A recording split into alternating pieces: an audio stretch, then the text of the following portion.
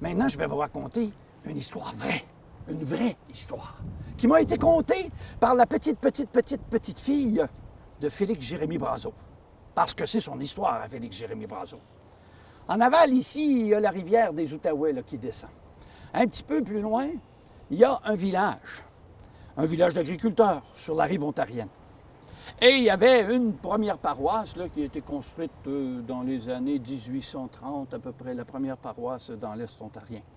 Félix Jérémie, lui, il n'est pas né là. Il est venu du Québec et il est venu ici pour devenir agriculteur. Il voulait s'acheter une terre, ça s'ouvrait, il y avait de plus en plus de Québécois qui s'installaient dans l'Est ontarien. Alors il s'est dit, je vais aller travailler là, puis si j'aime ça, je m'achèterai une terre. Il s'est mis à travailler pour un fermier et un autre, c'était un engagé.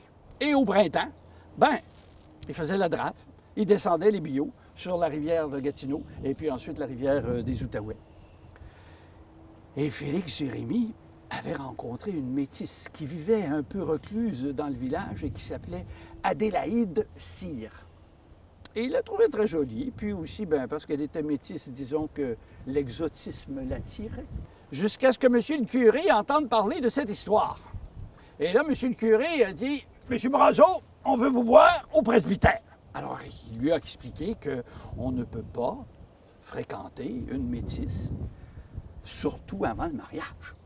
Et surtout que c'était une métisse, une sauvageonne, une sauvagesse, une sauvage. Et on avait entendu dire qu'Adélaïde avait peut-être des manies de petite magie noire ou de sorcellerie amérindienne. Alors le curé a jeté un peu d'eau bénite sur Félix Jérémie puis a dit « Ta relation avec elle, c'est fini. Tu vas venir à la messe tous les dimanches, tu vas rencontrer du bon monde. » Gléphire Gratton. Gléphire, elle était adorable. Elle était plus âgée que lui, son aîné de 2 ans. Mais pour lui, ça ne voulait rien dire. Il était attiré par Gléphire. Alors, il allait à la messe, là, très pieux, là, parce qu'il regardait non pas la Vierge Marie, mais la Vierge Gléphire, pas loin de lui. Et un jour, il a pris son courage à 2 mains, il est allé voir M. Gratton et lui a demandé s'il pouvait aller veiller chez M. Gratton. M. Gratton avait entendu parler là, du fait que le petit Brazeau là, avait fréquenté la sauvageonne. Il dit, correct, mais pas trop souvent. Alors, il venait veiller sur le perron avec M. Gratton assis entre les deux, qui fumait sa pipe. Et puis, ils ont jasé. Puis, M. Gratton a appris à connaître Félix Jérémie, à voir que c'était un homme travailleur. Et les choses ont avancé.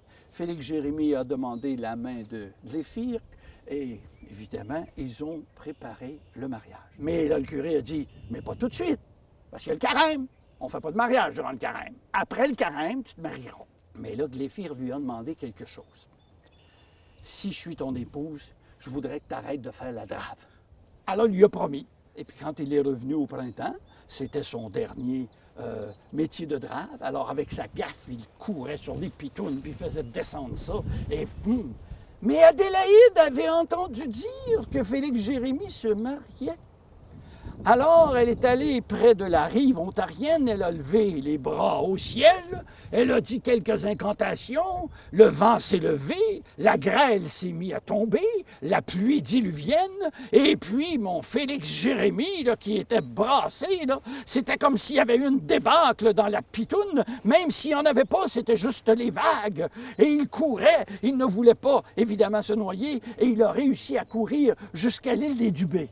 Alors, il a sauté sur l'île, et puis... Mais la tempête était toujours là. Et puis, ma Gléphire était dans sa maison, en train de prier, dire son chapelet avec son père. Et alors, elle est sortie, elle est allée sur la plage, et elle s'est agenouillée.